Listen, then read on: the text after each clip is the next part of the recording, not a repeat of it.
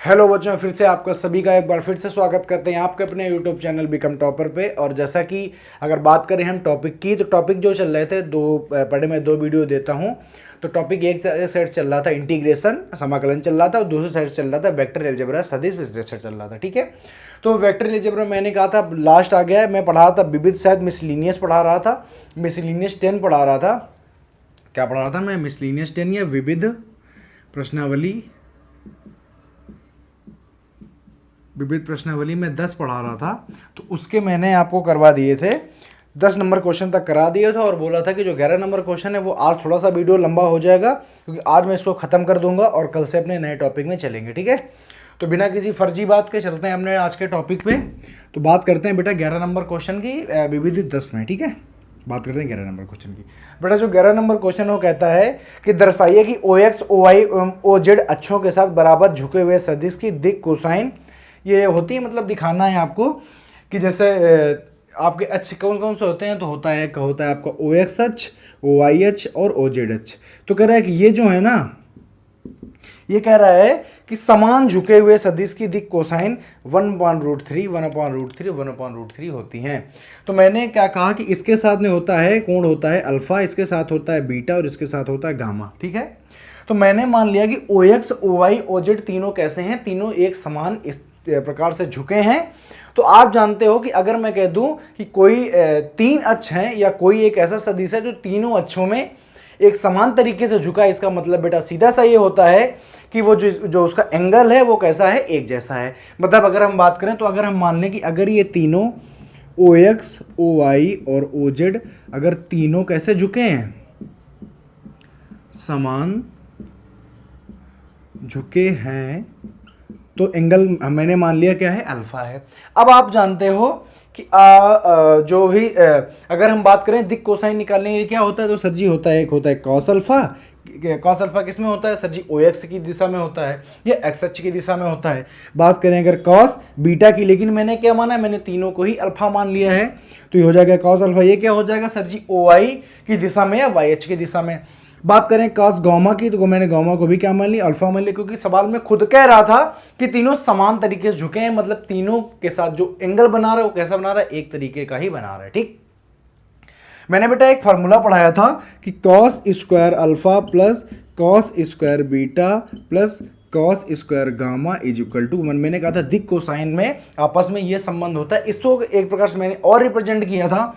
मैंने कहा था L square plus M square plus N square is equal to 1, ऐसा बोला था, दूसरे बिल्कुल बोला था। तो यहाँ पे मैं क्या करूँगा, दिक कोसाइन निकालने के लिए मैं इनको इस प्रतिबंध में रखूँगा, मैं इस शर्त में रखूँगा। ठीक है, मैंने यहाँ से रखा, मैंने लिखा cos square alpha plus cos square alpha, चूँकि तीनों के एंगल कैसे हैं, बराबर हैं, तो cos square alpha is equal to 1 यही होता है। बात करें तो आ जाएगा 3 cos square alpha is equal to 1। तो अगर करें cos square alpha is equal to 1/3, तो cos alpha is equal to 1/√3। बताओ कोई दिक्कत है?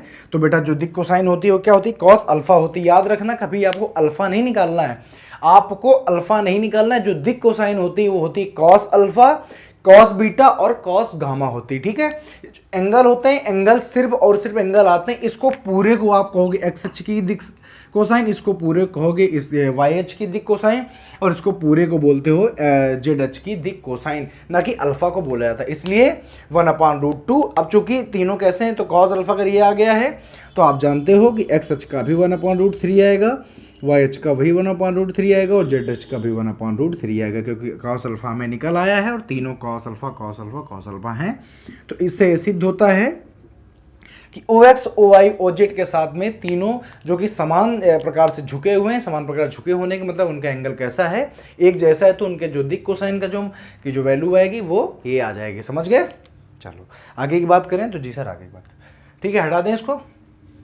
चलो देखो अब आगे, जिसको करना हो जल्दी से स्क्रीनशॉट कर लेना, ठीक, क्योंकि आज ये चैप्टर खत्म करना है किसी भी कीमत पर। बात करेंगे बेटा अपने 12 नंबर क्वेश्चन। तो 12 नंबर जो क्वेश्चन है वो कहता है कि मान लीजिए कि ए वेक्टर बी वेक्टर और सी वेक्टर एक ऐसा सदिश डी वेक्टर ज्ञात की जो ए वेक्टर और बी वेक्टर के लंबवत हो। देखो, तो मतलब कह रहा है इसमें कि जो डी वेक्टर होना चाहिए वो बेटा ए वेक्टर और बी वेक्टर कैसा होना चाहिए, लंबवत होना चाहिए।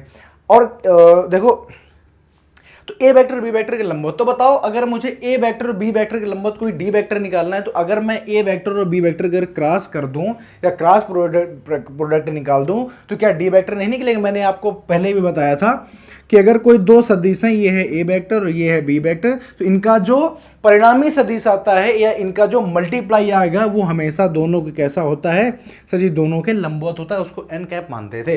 तो अगर बात करें यहां पर हम मान लें डी वेक्टर, तो अगर मैं इनका और इसका अगर मैं क्रॉस प्रोडक्ट करा दूंगा तो जो वेक्टर निकल के आएगा वो इसके और इसके क्या होगा? लंबवत होगा। यही देखो क्वेश्चन कह रहा है कि ऐसा डी वेक्टर जो है वो ऐसा वेक्टर है जो ए वेक्टर और बी वेक्टर के लंबवत है।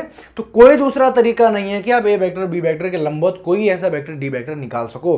तो आपके पास सिर्फ एक ही तरीका है कि आपको ए वेक्टर और बी वेक्टर का क्रॉस प्रोडक्ट कराना पड़ेगा, वही वहां से निकलेगा। तो आपने करा ए वेक्टर क्रॉस बी वेक्टर का क्या करा दिया? क्रॉस प्रोडक्ट करा दो। कराने में कैसे करते हैं? यहाँ लिखते हैं आई कैप, जे कैप और के कैप। ओके, तो आपको यहां पे दिया गया ए वेक्टर दिया गया है, तो कर देंगे 1 4 और 2। क्या 1 4 2। और अगर बात करें हम बी वेक्टर की तो हो जाएगा 3 - 2 7। 3 - 2 और 7। समझ गए? तो मैं ए वेक्टर क्रॉस बी वेक्टर क्यों डी वेक्टर निकाल रहा हूं? क्योंकि कह रहा है डी वेक्टर ऐसा वेक्टर है जो ए वेक्टर और बी वेक्टर के लंबवत है। तो बेटा ए वेक्टर बी वेक्टर के लंबवत सिर्फ वही वेक्टर हो सकता है जो इसके क्रॉस प्रोडक्ट से निकलेगा, क्योंकि किसी भी दोनों का अगर मैं क्रॉस प्रोडक्ट करता हूं तो जो उसका परिणामी आता है, जो उसका रिजल्टेंट आता है, वो हमेशा दोनों वेक्टर्स के लंबवत होता है। और ऐसा सिर्फ और सिर्फ क्रॉस प्रोडक्ट में होता है, ऐसा डॉट प्रोडक्ट में नहीं होता है। इसलिए मैंने दोनों का क्रॉस प्रोडक्ट निकाला और जो निकलेगा वो आएगा डी वेक्टर। क्या आएगा? D vector. तो बात करें अगर यहाँ की तो आई वेक्टर करेंगे, मैंने कहा है आई को प्लस में, जे को माइनस में और के को प्लस में लेते हैं। आई को करेंगे, आई को ऐसे बंद कर लो और यहाँ से कराओ तो आ जाएगा 28 और ये यहाँ पे आ गया माइनस का 4 और चूंकि माइनस में ऑलरेडी लिया जाता है तो प्लस का 4 हो जाएगा। जे को लेंगे माइनस के साथ में, जे को बेटा ऐसे बंद कर लो तो आ जाएगा 7 - का 6। 7 - का 6। ठीक है, प्लस का के कैप कर लो, के कैप को ऐसे बंद करेंगे तो आ जाएगा -2 और माइनस का 12। तो बेटा क्या आ जाएगा? D vector. डी वेक्टर आ जाएगा 32 आई कैप और माइनस यहाँ पे बचेगा प्लस का क्या बचेगा? यहाँ पे बचेगा प्लस का 1, तो माइनस का जे कैप और यहाँ पे कितना आ जाएगा? -14 के कैप। तो किसी कोई दिक्कत है? ये निकल के आ गया। लेकिन अब देखना आगे, तो यहाँ से तो ये आंसर हो जाता, लेकिन बेटा आगे कहता है कि दोनों पर लंब और C vector dot D vector equal to 15 होना चाहिए। तो अब अगर मुझे डी वेक्टर मिल गया है तो यहां पे सिद्ध नहीं करवा रहा है, यहां पे C vector dot D vector equal to 15 कह रहा है, मतलब यहां से तुमको कोई ना कोई वैल्यू फाइंड करवाना चाहता है। समझ रहे हो कि नहीं समझ रहे हो? तो अब क्या करोगे? तो हम जो डी वेक्टर मेरा आया है ना, इसमें मैं कोई एक ले लूंगा लैम्डा, कोई बिंदु ले लूंगा 32 आई कैप माइनस का जे कैप और माइनस का 14 के कैप। डी वेक्टर को मैंने ये ले लिया। अब कहता है C vector dot D vector is equal to कितना हो जाएगा? 15 हो जाएगा। समझ गए? सी वेक्टर कितना है आपको दिया गया है, तो जो सी वेक्टर दिया गया है वो दिया गया है, एक मिनट जी, सी वेक्टर दिया गया 2 आई कैप माइनस जे कैप, दिया गया 2 आई कैप माइनस का जे कैप और क्या देगा? माइनस का 3 के कैप। ठीक है, डॉट प्रोडक्ट ये क्या दिया गया है? तो ये आपका है लैम्डा 32 आई कैप माइनस का जे कैप और माइनस का 14 के कैप। ऐसे आपका दिया गया है। इज इक्वल टू क्या करना है आपको? 15 करना है। बताओ कोई दिक्कत है? बताओ कोई दिक्कत है यहाँ तक? तो जी यहाँ तक कोई दिक्कत नहीं। समझ गए? मतलब अगर देखो यहाँ से इतना मैं हटा दूं कोई दिक्कत नहीं। अगर मैं यहाँ से यहाँ पे डी वेक्टर मेरा निकल आया था, लेकिन उसके आगे भी कह रहा है C vector dot B vector is equal to 15, ये निकलवा नहीं रहा है, इसे तुमको डी वेक्टर को और मॉडिफाई करने के लिए बोल रहा है। इसलिए आपने यहाँ पे क्या मान लिया? लैम्डा मान लिया। ठीक है, यहाँ पे अगर मैं क्रॉस प्रोडक्ट करने चलूं तो ये तो आपका लैम्डा तो आगे आ जाएगा क्योंकि ये मल्टीप्लाई में है कि नहीं है, तो इसको क्या किया? आगे कर दिया, चूंकि ये क्या है? डॉट प्रोडक्ट है। इसको करेंगे तो आ जाएगा 64 और माइनस माइनस प्लस, प्लस का 1 और माइनस माइनस प्लस, तो प्लस का 36। सही है यहाँ तक? बताइए यहाँ तक सही है? कोई दिक्कत है? एक बार देख लेते हैं, क्योंकि यहाँ से तो यहाँ पे आना चाहिए माइनस का, सॉरी कोई गड़बड़, कुछ गड़बड़ हो रहा है। एक मिनट, क्या है यार?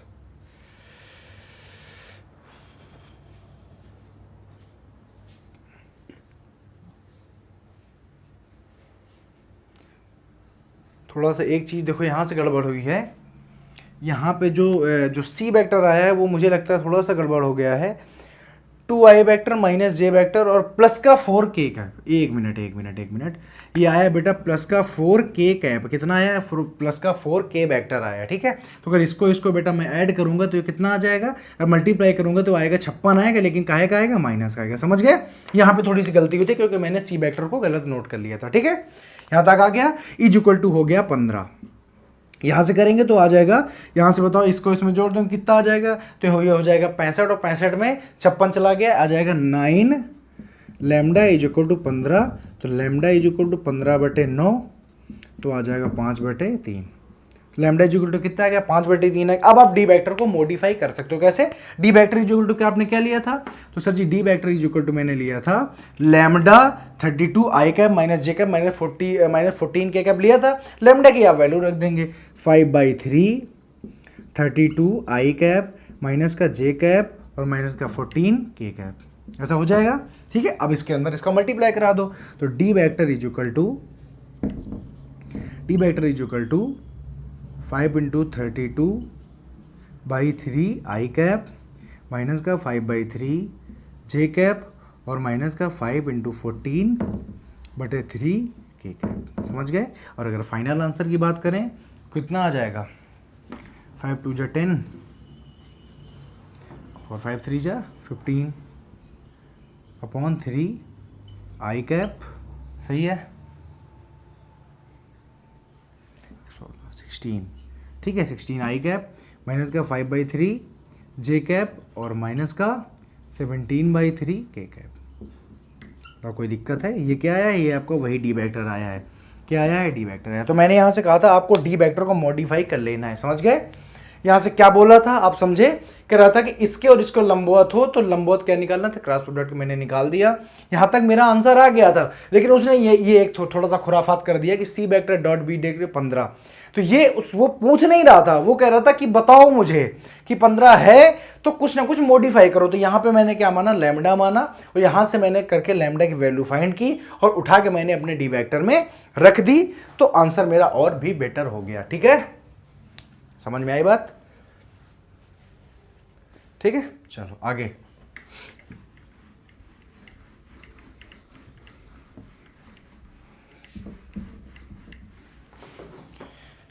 चलो आगे एक बात करते हैं। तो आगे एक बात करते हैं 12 नंबर हो गया, करते हैं 13 नंबर क्वेश्चन। बेटा जो 13 नंबर क्वेश्चन कह रहा है कि आई कैप प्लस जे कैप का सदिश इतने और इतने के साथ योगफल।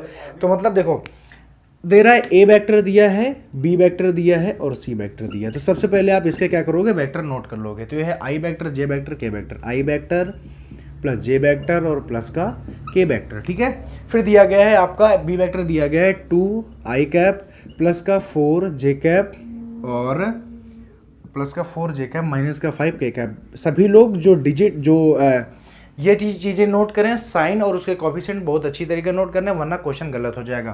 फिर लैम्डा आई कैप और प्लस का 2 जे कैप और प्लस का 3 के कैप। समझ गए? तो आपके पास ए vector, B vector, C vector. अब देखना है इस क्वेश्चन में कहा कैसे है। तो क्वेश्चन कहता है कि यदि सदिश आई कैप प्लस जे कैप प्लस के कैप्टर का, ठीक है, अब देखो कॉमा लग गया, ये अलग हो गया। सदिशों 2 आई कैप प्लस 4 जे कैप माइनस 5 के कैप तथा लैम्डा आई कैप प्लस का 2 जे कैप और प्लस का 3 के कैप के योगफल की दिशा में। तो मतलब इसका पहले तो करो योगफल की दिशा में। तो किसके? इसके योगफल की दिशा में, क्योंकि इसको लिखने के बाद में कॉमा लगाए तो ये हो गया अलग। तो हमने क्या किया? बी वेक्टर और प्लस सी वेक्टर सबसे पहले निकाल लिया। तो बेटा क्या आएगा? इसको जोड़ दो। समझ लो ना यार, रखने की कोई जरूरत है क्या? अरे यार रख देते हैं। देखो 2 आई कैप प्लस का 4 जे कैप और माइनस का 5 के कैप, ठीक है, प्लस का लैम्डा आई कैप प्लस का 2 जे कैप और प्लस का 3 के कैप। ठीक है, तो अगर यहाँ से जोड़ें तो आ जाएगा 2 प्लस लैम्डा आई कैप प्लस ये और इसको जोड़ेंगे तो प्लस का आ जाएगा प्लस का 6 जे कैप, इसको जोड़ेंगे तो माइनस का 2 के कैप। तो आपको आ गया बी वेक्टर और plus C vector is equal to ये आ गया। ठीक है, तो कह रहा है कि इसके 13वां नंबर कह रहा है कि इसके मात्रक सदिश के अदिश गुणनफल का, तो मतलब इसका जो योग है इसका आपको मात्रक सदिश भी निकालना है। तो मात्रक सदिश निकालने क्या करोगे, तो सर जी इसका हम क्या करेंगे, इसका आप क्या निकाल लो, इसका आप मॉड भी निकाल लो।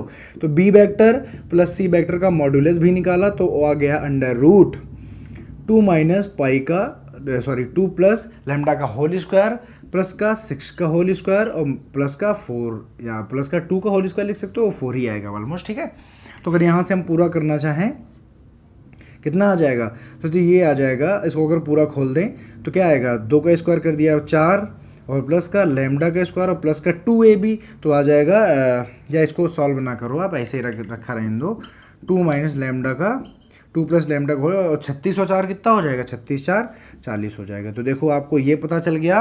तो यहाँ पे क्या कह रहा है, यहाँ पे 13वें नंबर में कह रहा है के मात्रक सदिश के साथ गुणनफल 1 के बराबर हो तो बेटा इसका निकालो मात्रक सदिश। तो अगर B vector plus C vector का क्या निकालेंगे, का मात्रक सदिश अगर आपको निकालने के लिए बोलेगा तो कैसे निकालते हैं सर जी, सबसे पहले तो इसका वेक्टर अपॉन इसी वेक्टर क्या करते हैं, हम करते हैं इसी वेक्टर का मॉड्यूलस करते हैं। तो वेक्टर कितना है सर जी, वेक्टर जो आया था वो आया था 2 प्लस लैम्डा आई कैप और प्लस का 6 जे कैप और माइनस का 2 के कैप, यही आया था। अपॉन इसका मॉड्यूलस कितना आया था, तो मॉड्यूलस सर जी आया था 2 प्लस लैम्डा का होल स्क्वायर और प्लस का कितना आया था 40, ये आया था। तो अब कह रहा, तो अब देखो क्वेश्चन कैसे जुड़ा, ध्यान से समझना, क्वेश्चन को पढ़ो।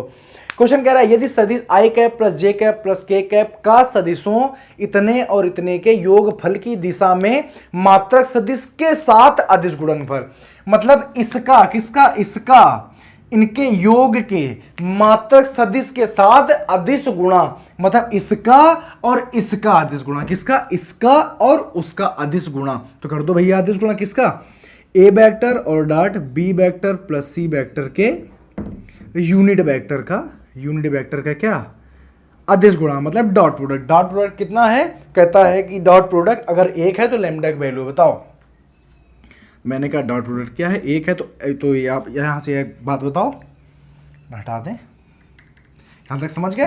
तो आई वेक्टर कितना है, तो ये है सर जी आई कैप और प्लस का जे कैप और प्लस का ये है क्या है, के कैप है। ठीक है, तो अब देखो प्लस का क्या है, प्लस का है के कैप। ठीक है, ये कितना है, तो सर जी ये है डॉट प्रोडक्ट करना है, तो ये है 2 प्लस लैम्डा आई कैप प्लस का 6 जे कैप और माइनस का 2 के कैप अपॉन में क्या है अंडर रूट 2 माइनस लैम्डा का 2 प्लस लैम्डा का होल स्क्वायर और प्लस का 40 इज इक्वल टू 1। बताओ किसी कोई दिक्कत है, कह रहा था कि इसका और इसके मात्रक सदिश का अदिश गुणन, मैंने देखो वही किया है, मैंने कुछ भी गेम नहीं किया है, मैंने किया और इसका अदिश गुणनफल क्या है, तो सर जी इसका गुणनफल बता रहा था कि इसका अदिश गुणनफल क्या है, 1 है। क्या है इसका अदिश गुणनफल, सर जी इसका अदिश गुणनफल बता रहा था कि 1 है। क्या बता रहा था कि 1 है। ठीक है, अब क्या करोगे बेटा, ये अगर क्रॉस मल्टी तो उधर चला जाएगा। ठीक है, तो अगर मैं इसको पहले से ही उधर रख दूं हटा के, अभी आप जुड़े उड़ेगा नहीं जो कि मल्टीप्लाई में है, तो अगर मैं इसको उधर पहले से ही हटा के रख दूं तो क्या था, तो 2 माइनस 2 प्लस 4 का क्या था, होल स्क्वायर था। इसको अगर खोल दें तो ए स्क्वायर मतलब लैम्डा प्लस 4 और प्लस का क्या 2 लैम्डा और प्लस का 40 तो इसका अगर बेटा करेंगे तो ये आई कैप क्या हो जाएगा, 1 हो जाएगा। तो बचेगा 2 प्लस लैम्डा, इसका करेंगे तो प्लस 1 हो जाएगा, प्लस का 6, इसका करेंगे तो 1 हो जाएगा, माइनस का 2 इज इक्वल टू, अगर इसकी हम बात करें तो ये अंडर रूट में कितना आ जाएगा लैम्डा स्क्वायर प्लस का 2 लैम्डा और प्लस का कितना 44 के प्लस का 44 आ जाएगा। ठीक है, 44 आ जाएगा। यहाँ से अगर हम टोटल करने की कोशिश करेंगे कितना हो जाएगा ये, तो 2 लैम्डा और 2 6 जुड़ जाएगा, या तो 2 से 2 कट गया तो 6 प्लस लैम्डा आ गया is equal to under root lambda square plus का 2 लैम्डा और प्लस का 44। बताओ कोई दिक्कत है, प्लस का 44 आ गया। अब बेटा अगर आपको करना है तो आप क्या करोगे, आप कर दो दोनों का, क्या कर दो आप दोनों का कर दो स्क्वायर, क्या कर दो दोनों का, तो आप कर दो दोनों का स्क्वायर। भाई इधर देखो क्या लगा, इधर स्क्वायर रूट लगा है, तो दोनों पक्षों का तो स्क्वायर इन बोथ साइड, क्या करोगे स्क्वायर इन बोथ साइड। तो बेटा मैं थोड़ा सा इधर कर लूँ आके स्क्वायर इन बोथ साइड, या तो यहाँ कर लो तो इसका स्क्वायर किया और इसका आपने क्या किया स्क्वायर किया, तो यहाँ पे कितना आ जाएगा, यहाँ जाएगा लैम्डा स्क्वायर प्लस का 36 और प्लस का 6 नहीं यहाँ पे कुछ गड़बड़ तो नहीं हुआ है। यहाँ पे देखो गड़बड़ ये हुआ कि यहाँ पे 4 आएगा। क्या आएगा? 4 आएगा, क्योंकि 2 इंटू ए प्लस बी होता है ना। तो ए कितना है? तो ए था लैम्डा और बी कितना था? 4 था। तो यहाँ पे कितना आ जाएगा? समझ गए? तो यहाँ पे 4 आएगा। क्या आएगा? यहाँ पे 4 आएगा, ये याद रखियो। ठीक है। 6 और प्लस का 36 एक्स स्क्वायर प्लस का ए स्क्वायर प्लस का बी स्क्वायर प्लस का 2 बी, तो 12 lambda is equal to lambda square और प्लस का 4 लैम्डा और प्लस का 44। तो बताओ लैम्डा स्क्वायर से लैम्डा स्क्वायर कट जाएगा? तो सर बिल्कुल कट जाएगा। तो इधर है 12 लैम्डा, इधर है 4 लैम्डा, इधर आएगा तो आएगा सर जी 8 लैम्डा, और 44 उधर जाएगा तो इधर भी आ जाएगा। 44 घटेगा तो आ जाएगा 8। तो लैम्डा इज इक्वल टू क्या आ जाएगा? 1 आ जाएगा। यहाँ तक दिख रहा है? यहाँ तक दिख रहा है सभी को? तो लैम्डा इज इक्वल टू 1 आ जाएगा। तो थोड़ा सा प्रोसेस थोड़ा सा लेंदी था, थोड़ा सा बड़ा था, लेकिन प्रोसेस आपको समझ में आना चाहिए, क्वेश्चन आपको समझ में आना चाहिए। समझ गए? क्वेश्चन आपको समझ में आना चाहिए। कोई दिक्कत? तो कोई दिक्कत नहीं है। ठीक है, मैंने कैसे किया है आप याद रखें। क्वेश्चन को जो सही से पढ़ेगा वो अपना आंसर जरूर निकाल पाएगा, जो क्वेश्चन को सही से नहीं पढ़ेगा आंसर उससे नहीं निकलेगा, याद रखो। ठीक है, क्वेश्चन को ही पढ़ने में इसका आंसर है। समझ गए? अब देखो अगला 13 नंबर क्वेश्चन तक मैंने करा दिया। अब देखना बेटा 14 नंबर क्वेश्चन। क्या करना है? देखना है 14 नंबर क्वेश्चन। अच्छा, 14 नंबर क्वेश्चन कहता है कि यदि A vector B vector C vector समान परिमाणों वाले, क्या समान परिमाणों वाले, तो समान परिमाणों वाला क्या मतलब है? तो ए वेक्टर का mod is equal to B vector का mod is equal to C vector का मॉड इज इक्वल टू क्या मान लो? हमने मान लिया लैम्डा। क्या कर दिया? लैम्डा हमने मान लिया। समान परिमाणों वाले तथा समान परिमाणों वाले तथा परस्पर लंबवत A vector B vector C vector. परस्पर लंबवत का मतलब क्या होता है? परस्पर लंबवत का मतलब होता है A vector dot B vector is equal to B vector dot C vector is equal to C vector dot A vector is equal to 0। समझे? ये अगर एक दूसरे के परस्पर लंबवत होंगे तो इनका मान कितना आएगा? 0 आएगा। लंबवत का मतलब होता है 90 डिग्री। क्या होता है? 90 डिग्री। ये मिसलिनियस चल रहा है, याद रखो। ठीक है, मिसलिनियस चल रहा है कि ये ना तो ये क्रॉस प्रोडक्ट चल रहा है, ना ये डॉट प्रोडक्ट चल रहा है। ठीक है, अच्छा समझ गए? एक तो ये आ गया। अब कह रहा है, आगे कह रहा है तो दर्शाइए कि A vector B vector C vector सदिशों ए वेक्टर बी वेक्टर के साथ बराबर झुका हुआ है। क्या हुआ है? बराबर झुका हुआ है। इसको कैसे ज्ञात करोगे? सर जी इसको ज्ञात करने के लिए क्या करेंगे? तो A vector B vector plus C vector के साथ में है, तो मैंने क्या लिया? मैंने कहा कि अगर A vector dot B A vector क्या करेंगे? Dot product is equal to A vector B vector और plus C vector is equal to, अगर कह रहा है कि बराबर झुका हुआ है तो इसका मतलब क्या है? तो सबसे पहले हम इसका क्या निकालेंगे? एंगल निकालेंगे। ठीक, क्या निकालेंगे? एंगल निकालेंगे। तो अगर इसका मैं क्या कर दूं? अगर इसका दोनों का मैं क्रॉस मल्टीप्लाई करा दूं, यहाँ पे क्या आएगा? A vector dot A vector plus A vector dot B vector plus A vector dot C vector is equal to, समझे? ध्यान देना। यहाँ पे क्या करा दूं? अगर मैं इनका दोनों का डॉट प्रोडक्ट क्रॉस प्रोडक्ट करा दूं तो क्या आ जाएगा? तो अगर इनका क्रॉस प्रोडक्ट करो तो कैसे आएगा बताओ? इनका दोनों क्रॉस प्रोडक्ट कैसे होगा? जैसा यार देखो, जैसे ए वेक्टर डॉट बी वेक्टर कराते हो तो क्या आता है? सर जी आता है ए वेक्टर का मॉड इंटू बी वेक्टर का mod is equal to cos theta. अरे यार कॉस थीटा कराओगे ऐसे ही तो आएगा। तो यहाँ पे नहीं लिख सकते हो सर जी, मैंने लिख दिया A vector dot A vector plus B vector plus C vector का मॉड इंटू कॉस थीटा। समझ गए? यहाँ पे लिख दिया A vector dot A vector plus B vector plus C vector का मॉड कॉस थीटा। यहाँ पे क्या है? यहाँ पे देखो इसका और इसकी वैल्यू क्या हो जानी है? सर जी हो जानी है 0। क्या हो जानी है? 0। यहाँ पे क्या बचेगा फाइनली? तो फाइनली सर जी यहाँ पे बचेगा ए वेक्टर का ए का होल स्क्वायर बचेगा। और मैंने क्या नियम क्या बताया था कि अगर कभी भी आपको मिल जाए कि वेक्टर ए का होल स्क्वायर मिल जाए तो आप इसको ऐसे भी लिख सकते हो। अगर कभी भी आपको रूट ए का होल स्क्वायर मिल जाए तो आप मॉड ऑफ ए का भी होल स्क्वायर लिख सकते हो। तो यहाँ पे देखो यही मिला, आपने ये लिख लिया, प्लस ये हो गया 0 प्लस ये हो गया 0, और ये तो ऑलरेडी देखो लैम्डा था, ये तो इसको मान लिया लैम्डा इंटू ये। तो अब देखो ये हो गया, इसको मान लिया लैम्डा, और ये क्या है? ये ए वेक्टर प्लस बी वेक्टर और plus C vector cos theta. समझ गए? ठीक है, यहाँ पे क्या आ जाएगा? यहाँ पे आ जाएगा lambda square is equal to, अब लैम्डा स्क्वायर में अगर लैम्डा क्या कर दोगे उधर, चूंकि यहाँ पे क्या है? यहाँ पे है ये यहाँ पे क्या है, यहाँ पे है ये मल्टीप्लाई में नीचे आएगा, डिवीजन में हो जाएगा, तो एक लैम्डा कट जाएगा, केवल लैम्डा बचेगा। A vector plus B vector plus C vector is equal to into cos theta. समझ गए, इंटू कॉस थीटा। यहाँ तक बताओ बच्चों, किसी को कोई दिक्कत है? यहाँ पे किसी भी बच्चे को कोई दिक्कत है क्या? तो सर जी यहाँ पे कोई दिक्कत नहीं है। अगर यहाँ पे कोई दिक्कत नहीं तो अब बताओ यहाँ से क्या आएगा। तो अगर हम बात करें कॉस थीटा की, ध्यान से समझते जाना। कॉस थीटा की यहाँ पे बेटा क्या बचा था? यहाँ बचा था केवल लैम्डा, तो लैम्डा अपॉन इसका मॉड, ए वेक्टर प्लस बी वेक्टर और प्लस सी वेक्टर क्या हो जाएगा? मॉड हो जाएगा। तो अब बताओ सब में यही कंडीशन नहीं आएगी? बताओ सब में यही कंडीशन नहीं आएगी क्या? सब में यही कंडीशन नहीं आएगी? आएगी कि नहीं आएगी? तो इससे क्या होता है, कॉस थीटा इसमें भी यही है। अब देखो ध्यान समझो, अगर मैं यहीं पे अगर बी वेक्टर के साथ में करूंगा तो दो तो हो जाएंगे जीरो और बी वेक्टर आएगा, बी वेक्टर का होल स्क्वायर आएगा। क्योंकि यहाँ पे माना है लैम्डा, तो बी वेक्टर का भी लैम्डा हो जाएगा। तो जब cos theta is equal to, ध्यान से समझो, यहाँ पे बेटा आया क्या? तो यहाँ पे नीचे आ गया है cos theta is equal to lambda upon mod of A vector plus B vector और प्लस सी वेक्टर। यही आया है, बताओ यही आया है। तो अब आप जानते हो कि अगर मैं बी के साथ भी कराऊंगा तब भी यही आएगा, सी के साथ कराऊंगा तो तब भी यही आएगा। तो यहां पे दर्शाना था कि समान झुके, तो इसलिए यहां पे ये प्रदर्शित होता है कि A vector plus B vector plus C vector के साथ में कैसा है? समान रूप से झुके हुए हैं, ये जब मान निकल आता है। अब यहां पे लिख सकते हो कि A vector comma B vector और comma C vector, A vector plus B vector और प्लस सी वेक्टर के साथ समान कोण पर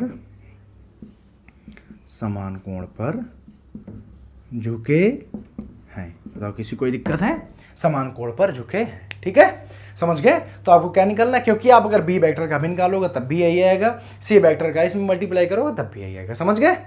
तो जी सर बिल्कुल समझ गए। किसी को कोई दिक्कत? तो मेरे हिसाब से कोई दिक्कत होनी नहीं चाहिए, ठीक है। हटा दें इसको, चलो देखो आगे। लेंदी क्वेश्चन है, मैं बहुत ही डिटेल में समझा रहा हूं और सभी लोग समझते जाइए, जिसमें आपका ही लाभ है, ठीक है। चलो बात करते हैं अपने 15 नंबर क्वेश्चन की। तो जो 15 नंबर क्वेश्चन है वो कहता है कि क्या कहता है ए वेक्टर प्लस का बी वेक्टर का dot product A vector minus का B vector is equal to कहता है mod of A square plus mod of B square को तभी होता है जब एक वेक्टर लंब बी वेक्टर। तो ऐसा आपको दर्शाना है। तो ऐसा दर्शाने के लिए छात्रों हम क्या करेंगे? तो छात्रों हम ये करेंगे कि हमें क्या करना है, हमें सिर्फ ये वाला पोर्शन उठा लेना है। मैंने क्या कहा आपको? सिर्फ और सिर्फ ये वाला पोर्शन उठा लेना है। तो आपने ये वाला पोर्शन क्या किया? आपने ये वाला पोर्शन उठा लिया। पोर्शन उठाया तो अगर इसका इसमें करा दो मल्टीप्लाई तो आ जाएगा A vector dot A vector. A vector के पहले दोनों हम करवाएंगे, माइनस का ए वेक्टर डॉट,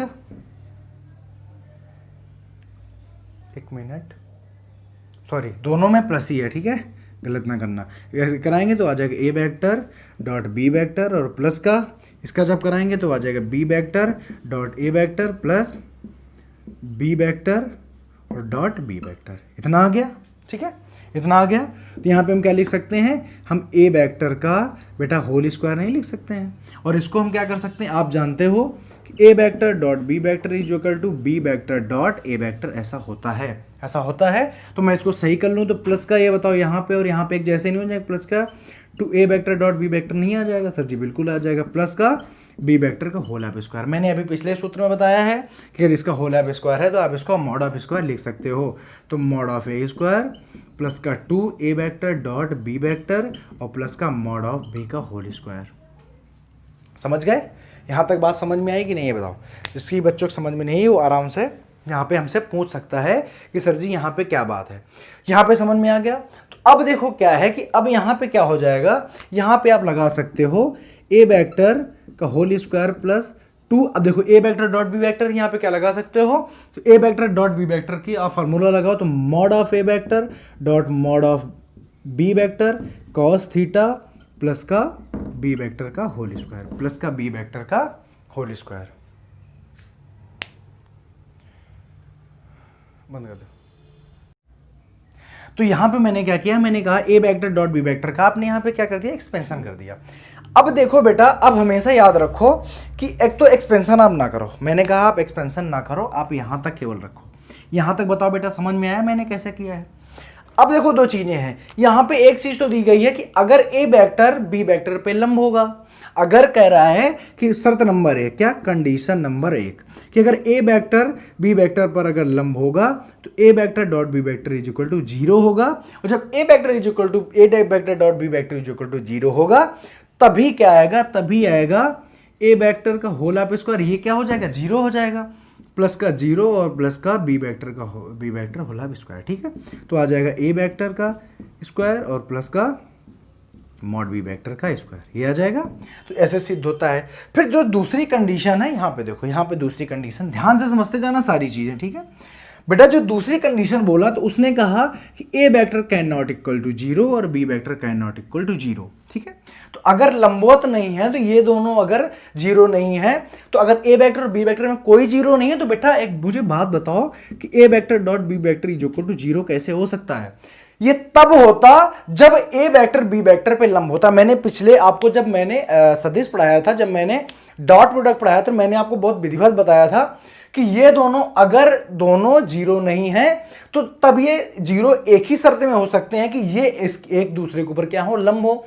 लेकिन ऐसा तो कुछ बोलने नहीं कर रहा कि ए वेक्टर बी वेक्टर 0 नहीं है, तो अगर दोनों 0 नहीं है तो ये 0 कैसे हो सकता है। और अगर ये 0 नहीं हो सकता है तो क्या यह चीज संभव है, क्या यह चीज संभव है। तो आप आराम से लिख सकते हो तब A vector plus B vector dot product A vector plus B vector can not equal to mod of A vector का whole square plus mod of B vector का होल स्क्वायर।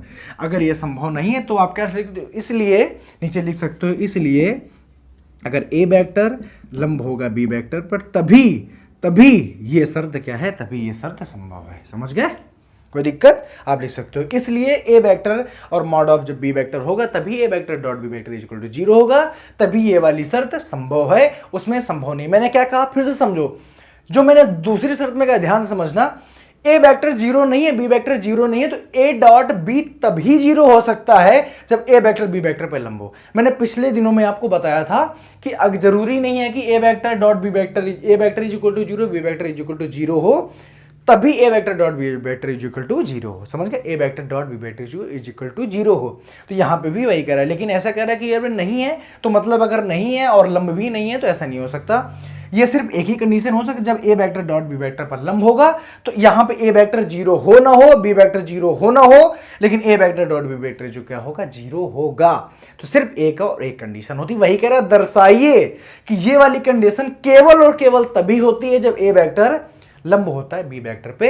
तो यहां पे थोड़ा सा तार्किक आपको बनना है और कोई दिक्कत नहीं है। ठीक है, हटा दें तो जी सर हटा दो।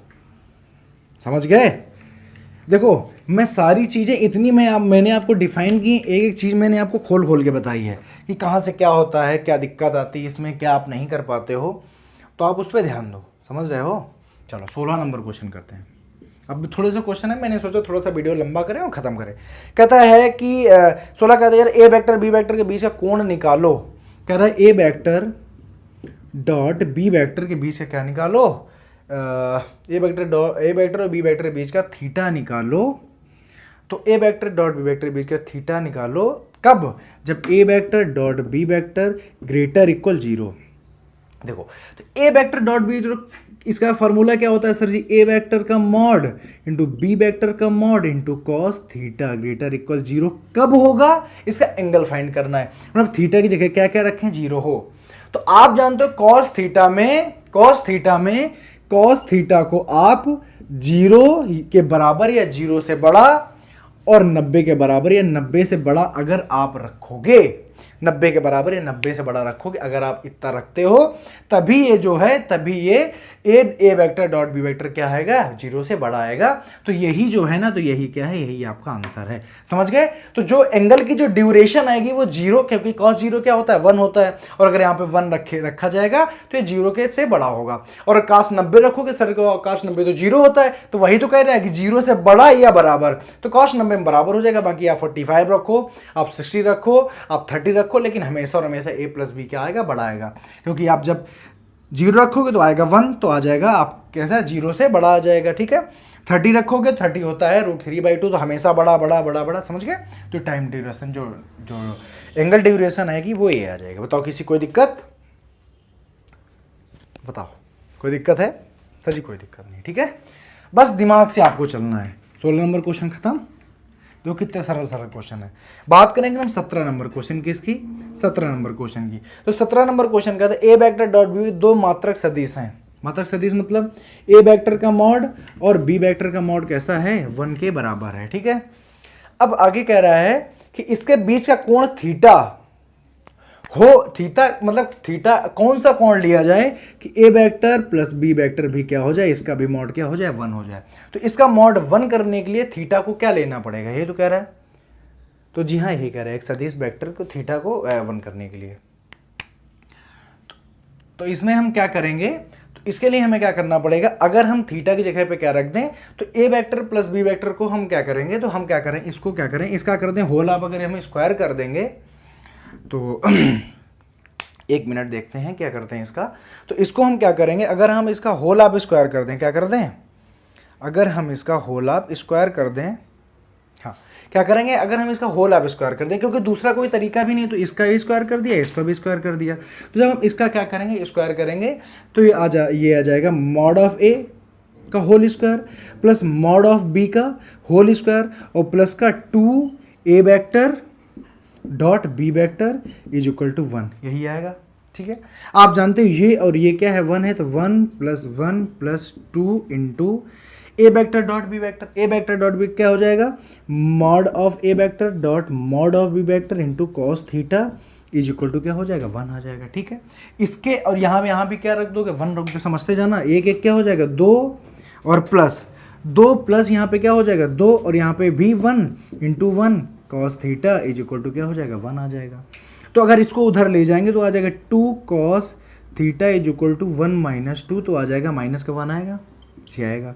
बात करें cos theta is equal to आ जाएगा माइनस का 1/2 आएगा, -1/2। तो यहाँ से बेटा निकल के आया कि cos theta is equal to minus का 1/2। तो कह रहा है, तो अब बताओ अगर कॉस थीटा कि हम ऐसी कौन सी वैल्यू रखें कि यह आ जाए -1/2। तो आप खुद भी जानते हो अगर मैं थीटा इज इक्वल टू 2π/3 रख दूं तो माइनस का 1/2 आ जाएगा। तो इसीलिए थीटा का यही आंसर क्या हो जाएगा, थीटा का यही आंसर सही हो जाएगा, समझ गए। तो अगर थीटा का की वैल्यू 2π/3 है तो A vector plus B vector का मॉड क्या है, 1 के बराबर है या मात्रक है, समझ गए। सवाल क्या कह रहा था, कह रहा था कि अगर ये और ये क्या है, यूनिट वेक्टर हैं, तो ऐसा कौन सा एंगल है जिसके लिए A vector plus B vector का जो मॉड है वो 1 है, या A vector plus B vector unit vector है। तो A vector plus B vector के यूनिट वेक्टर के बेटा मतलब होता है कि उसकी वैल्यू क्या है, 1 है। तो अगर यहां पे आप इसकी और इसकी वैल्यू थीटा, अगर इन दोनों के बीच का अगर थीटा इतना है तो इनकी दोनों की वैल्यू क्या है कि यूनिट वेक्टर ही आएगी, ठीक है। थीटा निकल के आ गया, बताओ कोई दिक्कत। तो सर जी कोई दिक्कत नहीं है, ठीक है। चलो हटा दें इसको, तो जी हटा दीजिए। अब हमारे 2 क्वेश्चन बचे हैं, इसके बाद हम ये चैप्टर को ही खत्म कर देंगे। तो हम वो 2 क्वेश्चन भी अपने देख लेते हैं, ठीक है। 1 मिनट, चलो देखो पहले हम करेंगे 19 नंबर क्वेश्चन। क्या करेंगे, 19 नंबर क्वेश्चन, जो कि 18 नंबर अत्यंत सरल है। तो अगर बात करें हम इसकी, तो कहता है ए वेक्टर बी वेक्टर के बीच का कोण क्या है, थीटा है, क्या है, थीटा है। तो मैंने मान लिया ए वेक्टर बी वेक्टर के बीच का कोण थीटा है। कहता है A vector dot B vector is equal to A vector cross B vector, समझ गए। इसकी बात करें तो आ जाएगा mod of A vector dot mod of B vector cos theta is equal to mod of A vector dot mod of B vector is equal to sine theta, समझ गए। एन कैप की कोई जरूरत नहीं है। ए वेक्टर से ए vector कटा, ए vector से ए वेक्टर कटा। अगर इधर करें तो आ जाएगा cos theta upon sine theta is equal to क्या आ जाएगा, 1 आ जाएगा। बात करें यहां से आ जाएगा cot theta is equal to 1। तो बताओ cot theta is equal to 1 कब होगा, जब थीटा इज इक्वल टू π/4 होगा। तो यहां पे भी देखो थीटा निकल के आ गया कि अगर थीटा इज इक्वल टू अगर π/4 होगा तब A vector dot B vector is equal to A vector cross B vector बराबर होगा। मतलब जब इनके दोनों के, जब ए वेक्टर और बी वेक्टर के बीच का जो एंगल होगा, जो बीच का जो एंगल होगा वो π/3 होगा, तब इनका डॉट प्रोडक्ट और क्रॉस प्रोडक्ट कैसा होगा, आपस में बराबर होगा। बताओ कोई दिक्कत। तो सर जी कोई दिक्कत नहीं है, समझ गए। चलो अब आज का लास्ट क्वेश्चन है जो कि 18 नंबर है, मैंने 19 पहले करा दिया था, ठीक है, हटा दें, दूसरा हटा दो। 18 नंबर क्वेश्चन आप खुद ही कर सकते हो। तो यहीं से मैं क्या करता हूँ, चूँकि 18 नंबर क्वेश्चन बेहद ही सरल है, आप खुद से कर सकते हो। यहीं से मैं क्या करता हूँ, वीडियो खत्म करता हूँ। आज से आपका वेक्टर अलजेब्रा खत्म हो रहा है और कल कोई नया टॉपिक आएगा, तो उसके लिए आप या तो कमेंट बॉक्स में कमेंट कर दो कि ये चैप्टर आना चाहिए, अदरवाइज मैं अपने हिसाब से कोई चैप्टर चलाता हूँ। और फिलहाल के लिए जय हिंद, नमस्कार।